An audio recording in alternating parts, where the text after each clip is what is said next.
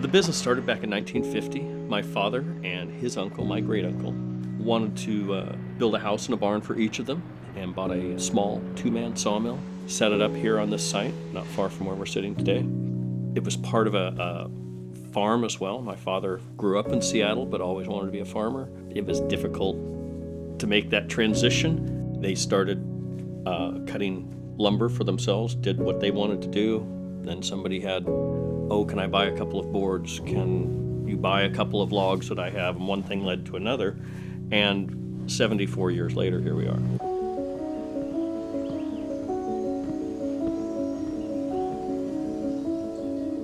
Being the youngest of five, and there's four boys in my family, it's a pretty unusual situation when the youngest can have an opportunity to take over a family business.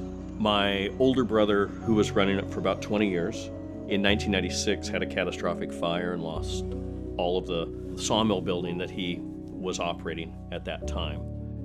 He chose not to rebuild the mill. By this time in my career, I was running a business that I had started in 1987, which is Chinook Lumber. That's a contractor supply retail lumber yard. And I was sentimentally attached to the business, and I didn't want to see it go away, so I said I'd like to try my hand at it. And so I made the decision to start building a small sawmill.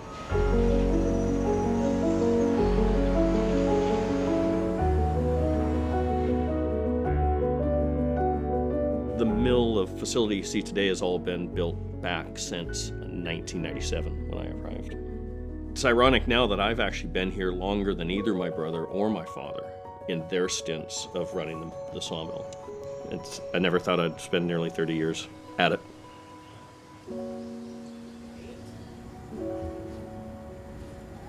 You know, it sounds like a fairly small amount of material in general. I think the first thing to look at is where do we fit into the wood products manufacturing in our region, in the Pacific Northwest.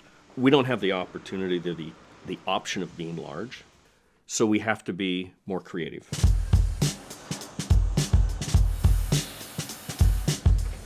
We have to be creative in sourcing our raw materials. We have to be creative in how we go to market and what do we produce. What does the market want that they can't find from larger producers?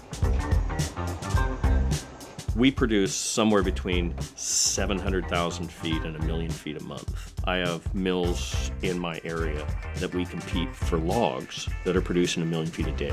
So we are able to do a lot of the odd and unusual things that the big mills just can't or won't. We cut a variety of species, primarily Douglas fir, western hemlock, western red cedar, and cottonwood. Most of the logs are coming from within about a 50-mile radius. Every log that enters the sawmill, the primary item coming out of that log is already pre-sold. Because everything is so varied, we never cut anything on speculation. So with that in mind, we have to keep a very deep inventory of logs so we know what we can commit to selling. That's quite different from a commodity mill that's only doing a couple of different sized items and a couple different grades and maybe 7 or 8 different lengths. They sell what they've produced as opposed to we produce what we sell. We primarily take our logs that are too large to enter the mill as they arrive in our yard, which is over a 48-inch diameter. Logs over that diameter on the large end we'll put on the WM1000 and either cut them in half, or sometimes if they're really large, we will take the halves and cut those into quarters, and we'll enter those sections into the mill. And that really helps utilize those larger logs. The Wood-Mizer line that we put in really came out of a need that arose during COVID. There's one major fence manufacturer in the area that everybody bought their fencing from, and as such, the demand at the box stores was so high, they cut off all of the independent distributors that were buying from them. So we were out of an item that was in our top 5 sales volume, and I told myself that's not going to happen again. And so we had to come up with a way to make fencing efficiently. It's almost like having another tool in the toolbox.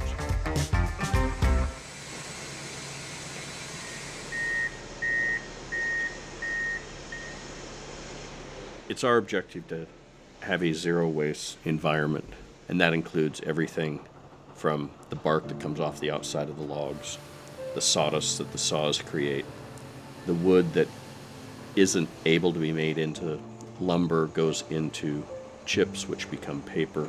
Every last bit of the tree is utilized if it arrives here.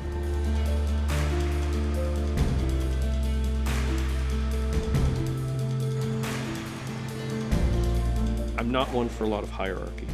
It's a very flat management chart. Myself, as owner and general manager, I take care of most of the log purchases, most of the lumber sales. I have an office manager that runs the office extremely well, extremely efficiency. My mill manager oversees all of the production side and all of the production personnel, and that's kind of it for management. Well, I think the reason most people come to us is we are able to do something beneficial for their needs. I think they know that they will be treated fairly.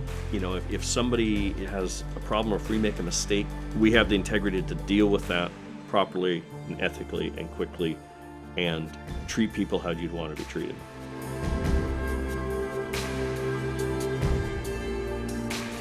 I think there's a certain sense of responsibility of running a company that has been in business longer than I've been alive. There's a certain sense of responsibility to hold up your end of the deal, so to speak. And I think it's important to have a positive image in your own industry, in your own community. My father taught me early on, he said, pay your bills, keep your word, you can do anything you want. And it's really true in this business. There's still a lot done on a handshake and your reputation. The next 5 or so years will be a bit of a critical time as I look towards some sort of a retirement exit strategy. I think my wife would really like it if I did. And trying to incorporate my son into the business, hoping that he will love it, love the type of work as much as I do, as much as my brother did, as much as my father did.